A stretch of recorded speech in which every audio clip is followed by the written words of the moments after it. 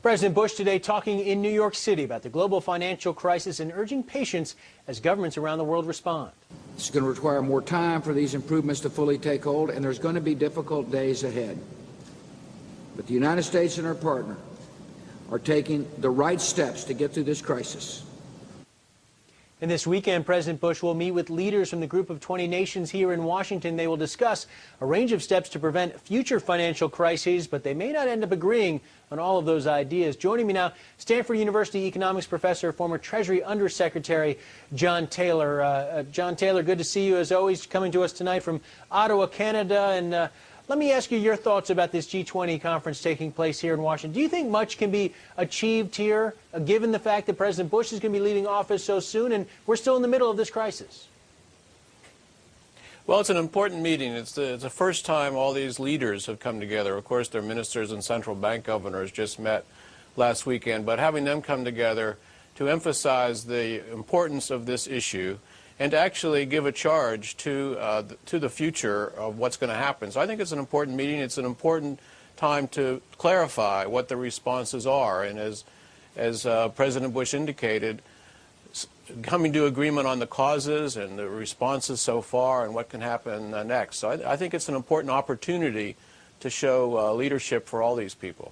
Do you get a sense as we head into this meeting that the Europeans, some of the foreign leaders who will be coming here are coming here with a much more specific list of changes they want to see than say, the United States is prepared to accept at this point?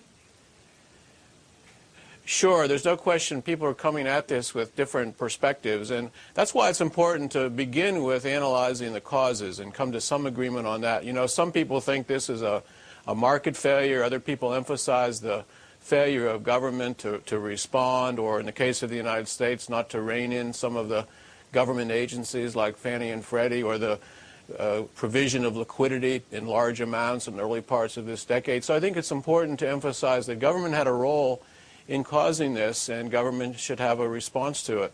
There's going to be others who are blaming the markets, but I think having a discussion of it and making sure you get the right solution and don't overreact, if you like, to things that are not problems. Don't do too much. So, of course, there's going to be disagreement. That's the nature of international discussions, but coming to an agreement on how to proceed is quite important for that reason.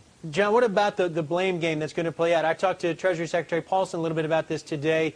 Do you have a sense that there will be a major effort on the part of some of these foreign nations to pin the blame on the United States? And should the United States accept the blame? Did this, in fact, start here and then spread around the world? You know, I think it's not a good idea to be pointing fingers at this point, because people, just like in our politics, people are sick of pointing fingers at this point, want to move ahead and get things done.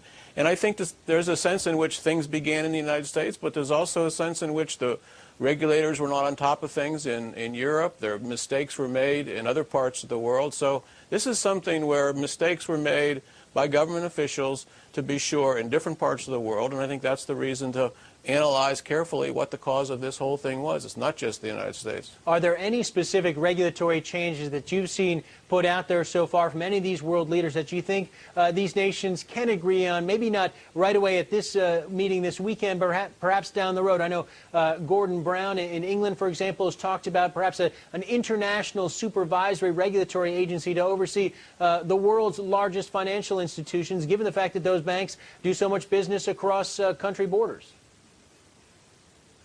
You know, I don't think necessarily have to go that far, but you do have to come to grips with the responses of the regulatory agencies thus far, which have missed a lot. You had the off-balance sheet operations, the SIVs, that was not just in the United States.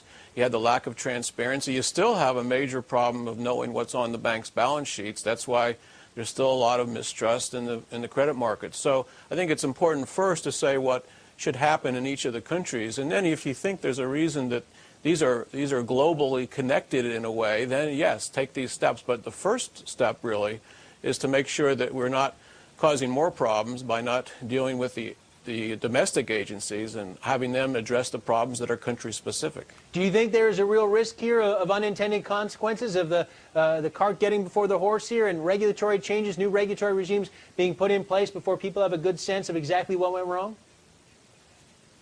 Absolutely, there's a chance of that, and that's why I say again, the first thing on the list of 5 is to come to some agreement on the causes of this, the response so far. usually in these kinds of issues, once there's some sense of why it happened, some agreement about that, some agreement about why the responses perhaps were not what they should have been so far, then the solutions seem to fall in place, and you can get much more agreement about that. So I think the cart before the horse is a problem, but the horse at this point should be the reasons it happened, agreement about that. And to some extent, it's hard for government officials to address those things, quite frankly, because some of the mistakes were made by government officials. So it's good to have the private sector and others looking at it as well. All right, John Taylor, Stanford University, former Treasury Undersecretary. As always, we appreciate the time. Thanks for joining us.